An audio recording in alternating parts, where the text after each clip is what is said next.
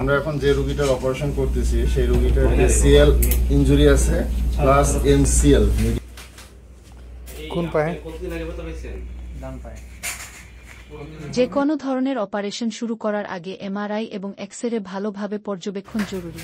আসসালামু আলাইকুম। ওয়ালাইকুম আসসালাম রাহমাতুল্লাহ। কি নাম আপনার? আমার নাম মোহাম্মদ খতিবুর রহমান। খতিবুর রহমান। আচ্ছা, কি সমস্যা আপনার? আমার লিগামেন্টের সমস্যা, এসিএল ছিঁড়ে গেছে। কিভাবে হলো এই ঘটনা? আমার একটা ভাগ্যের দুর্ঘটনা ছিল, দুর্ঘটনাজনিত কারণে আমার এসিএল ছিঁড়ে গেছে। আচ্ছা, এতে কি সমস্যা হয় আপনার? জি, এতে আমি আমার পায়ে ব্যালেন্স পাই না, আমি দাঁড়াতে পারি না। আমি যে হাঁটবো, আমি যদি পাটা বাঁকা করি, হাঁটার জন্য স্বাভাবিক যেভাবে পাটা বাঁকা করে উঠায়, পাটা উঠালে আমার পা সঠিক জায়গায় পড়ে না, মনে হয় যে আমি স্লিপ করে পড়ে যাচ্ছে পাটা, মানে হাঁটুর জায়গাটায় আমার পাটা সঠিকভাবে পড়ে না।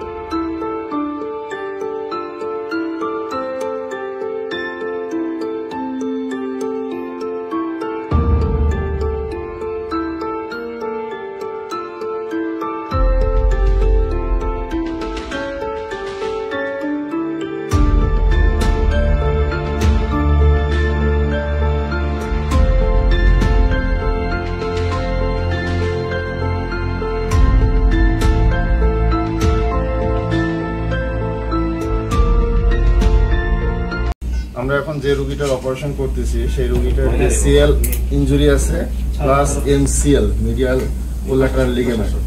এই প্রথম আমাদের এখানে দুইটা ইনজুরি একসঙ্গে রোগী পাওয়া গেছে এবং দুইটা আমরা reconstruction by peroneus longus tendon with bioabsorbable screw দিয়ে আমরা এখানে ফিক্স করলাম। এটা আমার মনে হয় যে খুবই একটা আমাদের জন্য সামনের দিকে ভালো একটা ফল বয়ে নিয়ে আসবে। যে এরকম অপারেশন অন্য কোথাও হয় কিনা জানি না, কিন্তু আমাদের এখানে প্রথম শুরু করলাম। আশাবাদী যে এরকম অপারেশনগুলো আমরা ভালোভাবে করতে পারবো আশা করি। দিক নির্দেশনা হচ্ছে এই ব্যাপারে, যে ধরনের রোগী যাদের এসিএল ইনজুরি মানে আনস্টেবল নি জয়েন্ট, আনস্টেবল বলতে যখন চলাফেরা করবে তখন হাঁটুতে তার শক্তি পাবে না, ছুটে যাবে এরকম মনে হবে, ব্যালেন্স পাবে না, তখন সেই রোগীগুলো যদি আমাদের কাছে আসে আমাদের প্রতিষ্ঠানে, তাহলে আমাদের প্রতিষ্ঠানে একটা ভালো টিম আছে, যে টিমটার সহযোগিতা আমরা এই ধরনের অপারেশনগুলো করে আসতেছি। আশাবাদী যে এই রোগীগুলো আমরা আরো ভালো সার্ভিস দিতে পারবো যদি আমাদের কাছে আসে।